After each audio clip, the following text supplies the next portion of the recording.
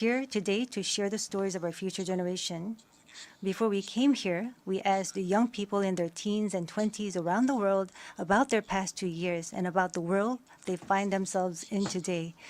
Jin will share some of the answers we received. Yes, should we take a look?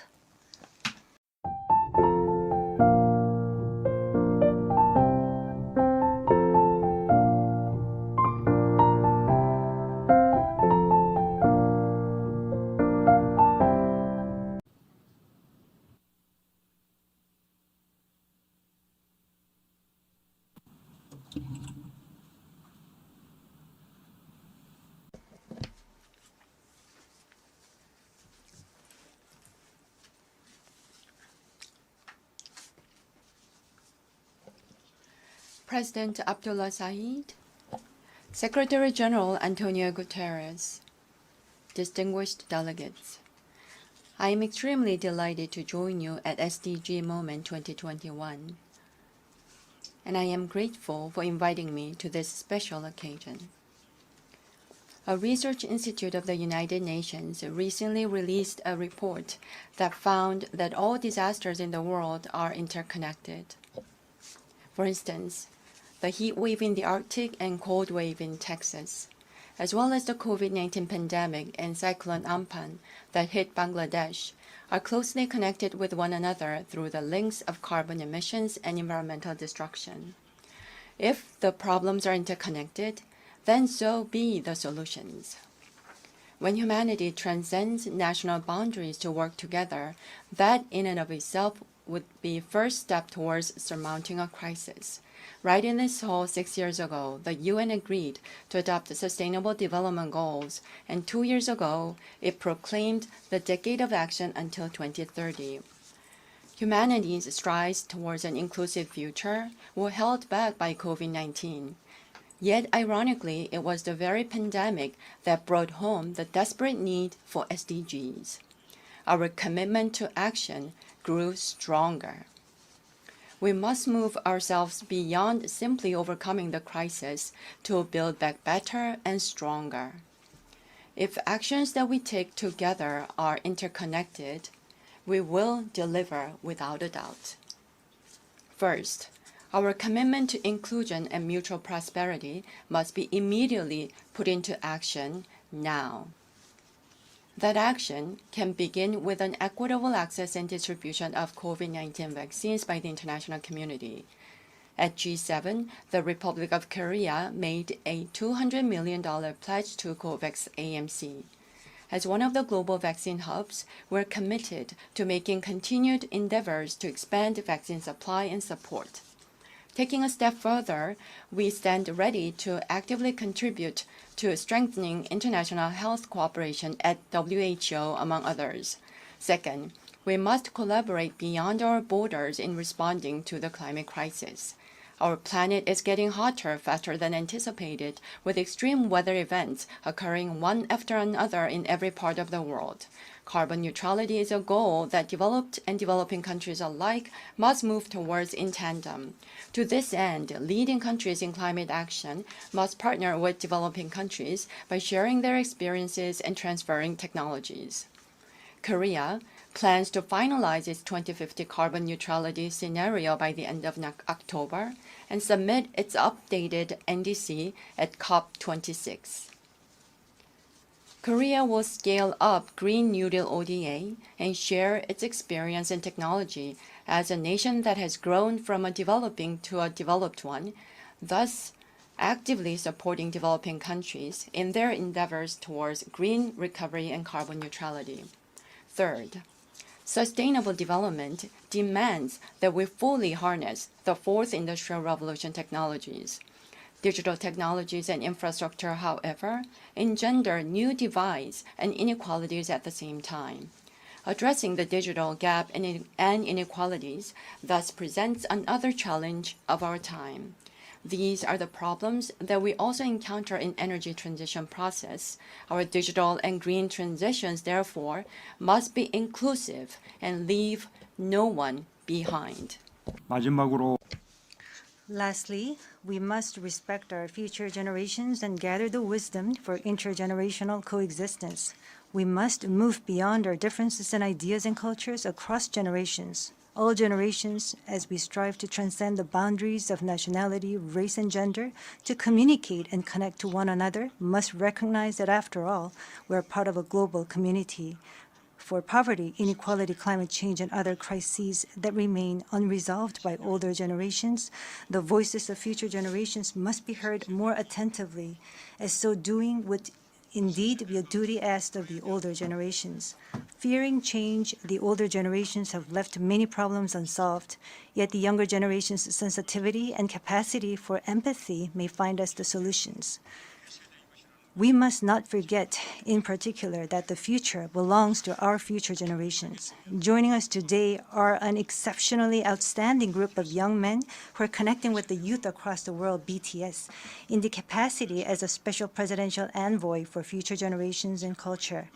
Together with BTS, the first ever special envoy from the private sector, I hope today's gathering will serve as an opportunity to mobilize the future generations' goodwill and action towards sustainable development. Guided by the conviction that no one is safe until everyone is safe, the Korean people will join the journey of inclusive international cooperation as your most reliable, steadfast companion, leaving no one behind. Thank you.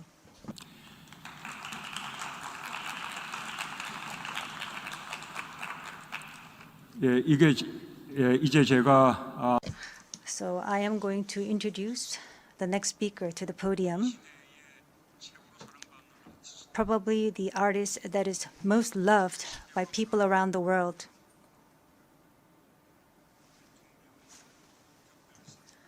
Who have been designated as the special presidential envoy for future generations and culture. We're going to listen to their story, the BTS.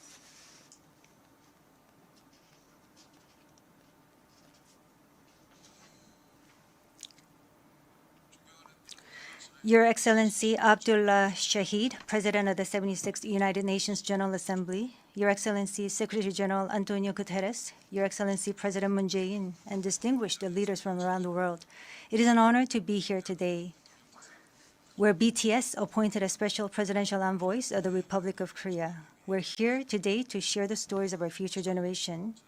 Before we came here, we asked the young people in their teens and 20s around the world about their past 2 years and about the world they find themselves in today. Jin will share some of the answers we received.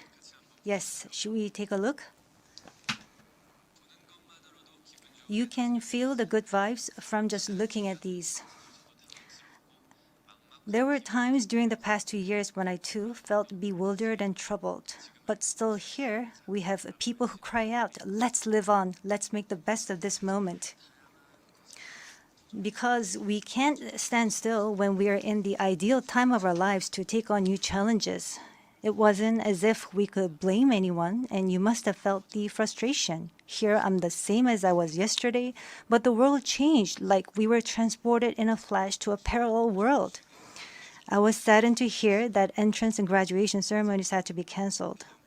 These are moments in life you want to celebrate, and missing out on them must have been upsetting. We were heartbroken when our long-planned concert tours were canceled. And for a while, we yearned for the moments we wanted to make complete. Yes, It was a time for us to mourn for the things that COVID took away from us. A time to discover how precious each and every moment we taken for granted were. Suga mentioned the precious things we taken for granted, and lots of people answered our question by sharing pictures of their precious moments. Many people showed how they share their moments with nature. I think during these 2 years, they found dear the time they experienced and care for nature. Yes, but maybe because we feel an encroaching sense of dread that our time on this earth is limited, we just talked about the things we mourn, and I shudder to think about mourning for the earth. Everyone agrees that climate change is an important problem, but talking about what the best solution might be, that's not easy. It's a topic that's tough to make conclusions about. Yes, it is a tough discussion, but I learned while preparing for today that there are many young people who have an interest in environmental issues and choose it as their field of study.